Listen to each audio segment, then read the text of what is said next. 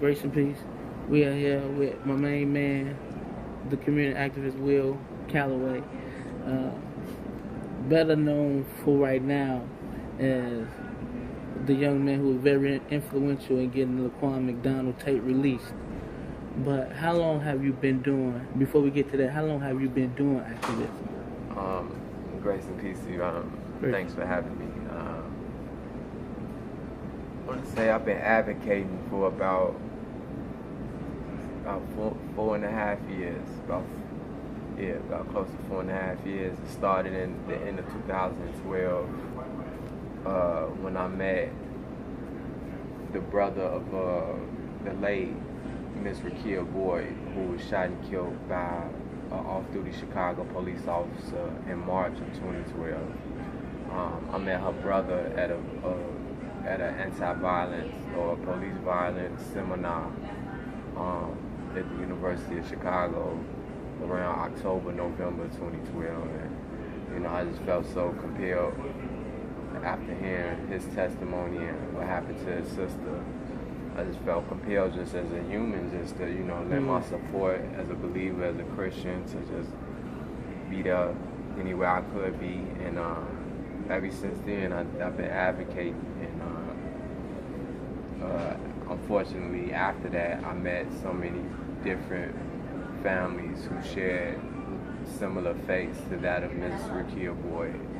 And I got connected with a lot of those families to champion justice for them. And I met a lot of great activists and organizers over the past several years as well. So, about 4 years, or for a little bit over 4 years. Yeah. So the passion. So that's really 20, because activism is like 5. That's like 20 years. That's cool. What helped shape that passion for activism? Was it the seeing the families hurt? Was it you got something against the police? You don't like the law, right, or you know what I'm saying? What helped shape that passion? I think that it was probably it was a variable of things. It's just like me growing up in urban America as a black male, seeing how we are afflicted by law enforcement in urban America. I think that really carried a lot of weight. Second, I think was, of course, my convictions and my beliefs in Jesus Christ, and I understand that our activism should reflect that one of Jesus Christ, and it's our duty to get out there and fight and champion for justice, and I'm very convicted about that. Yeah, just hearing the hearts of God's people and those who have been afflicted by these injustices all across the city, just really hearing some of their stories, and I think it'll just move you. When you hear some of these mothers speak on their child, and just knowing that the accounts of what the police said in some of these incidents contradicts the character of their children, and without a doubt that it was some type of unlawful acts committed by these police.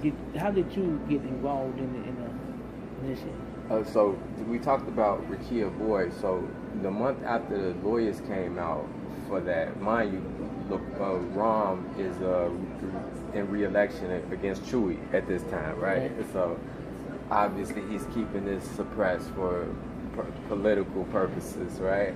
So the next month he gets re-elected.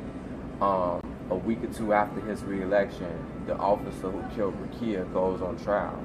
He gets acquitted on manslaughter charges for a technicality, because the state's attorney should have charged him with murder, but she charged him with manslaughter, whatever. So after that, I'm just in the slumps. Rom's re-elected. The officer gets off. I'm just depressed. You know what I'm saying? I'm in the bed for like 3 days. I can't move. Just like, oh my God. I finally get out the bed one day. I had went up to, it was a Saturday, and I had went to Operation Push. Okay. And I don't know, I talked to some people. Somebody had just said, spoke some life into me, and I'm just like, we got to go get that tape. I just remember Laquan McDonald, and I remember talking to a couple of lawyers up there. I'm like, it's this tape of this young man who got shot. And how do we get it? And then I just started making some calls, talking to people, and a friend of mine named Billy Joe Mills, he told me that we would have to sue the city to get it under the Freedom of Information Act. And I never knew what, FOIA for short acronym. I didn't know what that was. And he said he had a friend named an independent journalist by the name of Brandon Smith who specialized in FOIA requests. Like, he requests information from the local government all the time. And that's how we initiated the process. Do you feel like you still have a life after this? Because this is a major case. This is something like historically never been done before. Right. In the history of Chicago. Right. Right? Right. An officer being convicted because of this tape being released. How's your life changed? Well, how's your life changed? Whether good, bad, or ugly? All those are true. I think far as just seeing some of the big changes in my life personally, both good and bad. I think the good is that now it adds validity to the topic of conversation of police violence, excessive force by Chicago. For a law enforcement period, we got a lot of validity. It grants you access in places you probably typically wouldn't have had access before. People listen more to when you have something to say. So all those things are good for the movement and for the activist community.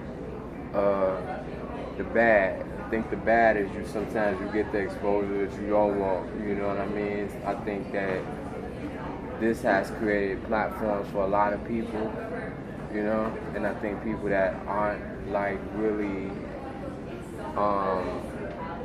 sort of concentrated about the work, you know what I mean? So I think that's something that's a caveat about it. And just, of course I had sleepless nights. I think I'm not only called, but I feel like I'm chosen to do this. And that's something that I can't escape from and I can't run from. I think this is a divine assignment on my life. I think no matter what I do or wherever I go, that this is going to follow me. So I have to stay put and make sure I see it all the way through. With anything, I'm sure anybody that felt chosen or called in to do something felt a destined assignment to do something, it comes with a lot of heaviness. It's a heavy burden at times. The expectation that's put on you to perform or execute certain things that people need done from you, I think that's heavy. Or even when you feel yourself, you might be underperforming, and I think that's even heavier, because you might not talk to people, but you got to deal with yourself every day. You know what I'm saying? So those are some of the things. Yeah. So far, there's a charge of an officer, right? A state attorney replaced. Is that good enough, or what else would you want to see happen in this Laquan McDonald case?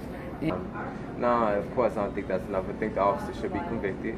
I think the officers who lied on falsified reports should also be charged and convicted for perjury and obstruction of justice. And I think that Rahm Emanuel should be charged with obstruction of justice, because I really believe that he knew and he wanted to sit on this video for re-election purposes.